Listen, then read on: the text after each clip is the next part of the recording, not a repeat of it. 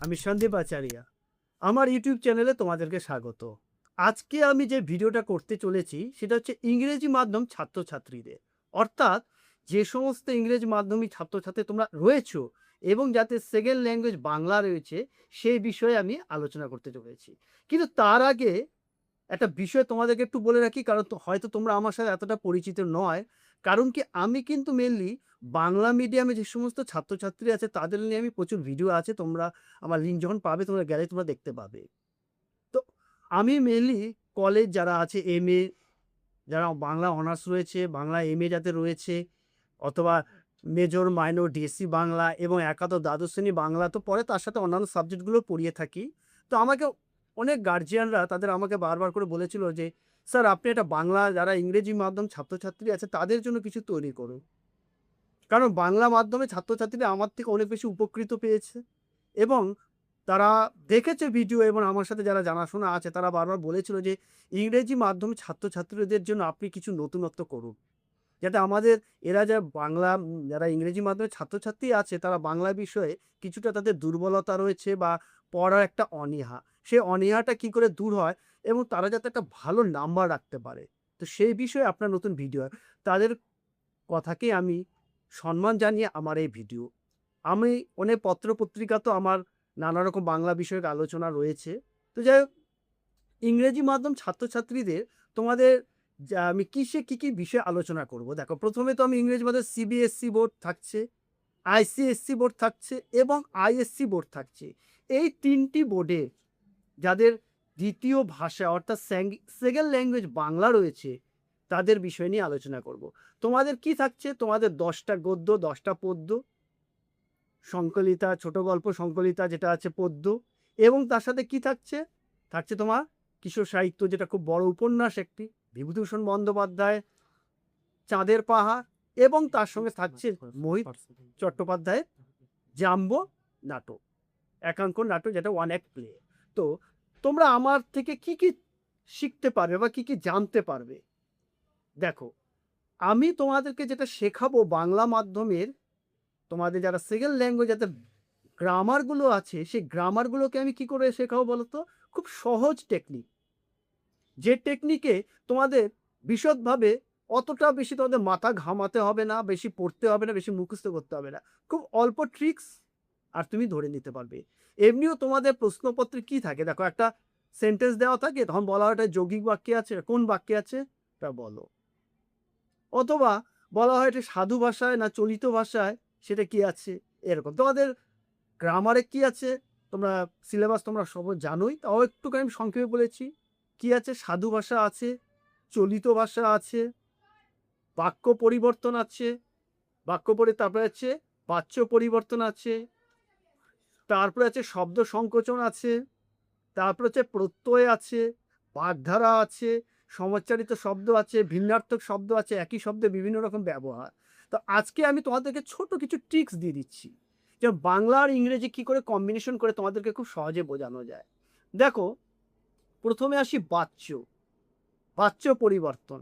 এই বাচ্য পরিবর্তন পড়তে গিয়েই কিন্তু বাংলা মাধ্যমে ছাত্রছাত্রীরা মোটামুটি ওরা এই ব্যাপারটা পেরে যায়, কিন্তু ইংরেজির ক্ষেত্রে তাদের একটু সমস্যা হয়। কিন্তু এই যারা ইংরেজি মাধ্যম যে সমস্ত ছাত্রছাত্রী আছে, সে ইংরেজি মাধ্যমে ছাত্রছাত্রীদের সমস্যাটা কোথায় হচ্ছে বলতো, তাদের মেধা খুব ভালো, তারা পরিশ্রম করতে পারে, কিন্তু তারা সঠিক পদ্ধতিটা জানছে না। তো আজকে আমি তোমাদেরকে এই বাচ্চান্তর পরিবর্তন নিয়েই সঠিক ব্যাপারটাকে নিয়ে আমি আলোচনা করে যাচ্ছি।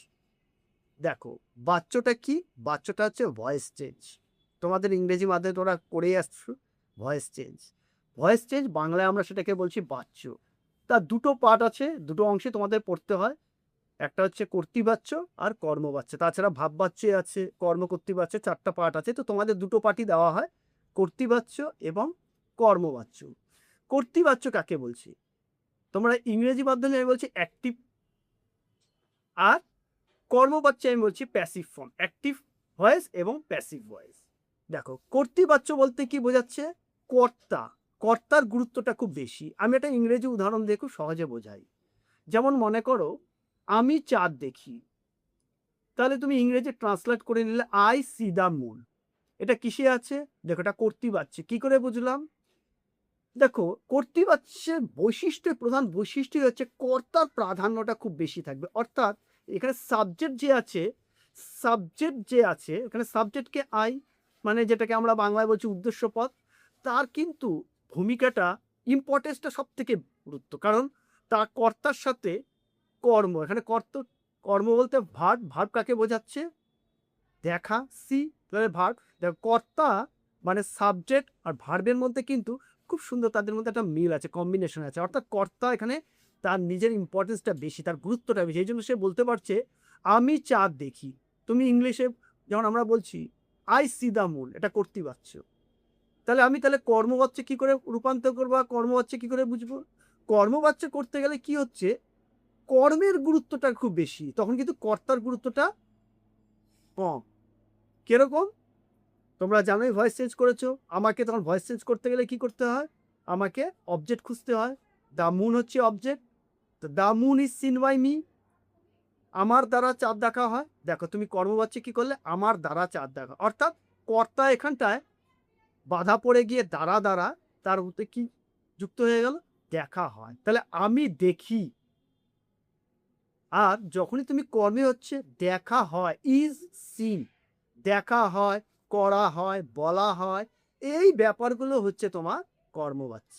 এই হলো তোমার কর্মপ্রতিবাচ্য। এরকম অনেক আছে, তোমাদের বাক্য পরিবর্তন আছে, সরল বাক্য, জটিল বাক্য, যৌগিক বাক্য।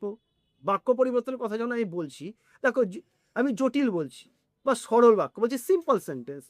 সিম্পল সেন্টেন্সে তোমাদের কি হচ্ছে? একটা সাবজেক্ট থাকবে, ফাইনিট ভার্ব থাকবে। বাংলায় আমরা কি বলছি? উদ্দেশ্য পদ থাকবে এবং বিধেয় পদ থাকবে, সেটাই সরল বাক্য। যেমন আমি বলছি আমি বাড়ি যাই, আমি কবিতা লিখি, সব সরল বাক্য। বা আমি একটা উক্তি নিয়ে নিচ্ছি, একটা কোট নিয়ে নিচ্ছি। গান্ধীজি বলেছে করো অথবা মরো। দেখো করো অথবা মরো, করবো অথবা মরবো। এটা ইংলিশে কি আছে? Do R die. এটা কিসে আছে? কম্পাউন্ড সেন্টেন্সে। কেন? অর একটা কনজাংশন দিয়ে দুটো শব্দকে আলাদা করেছে।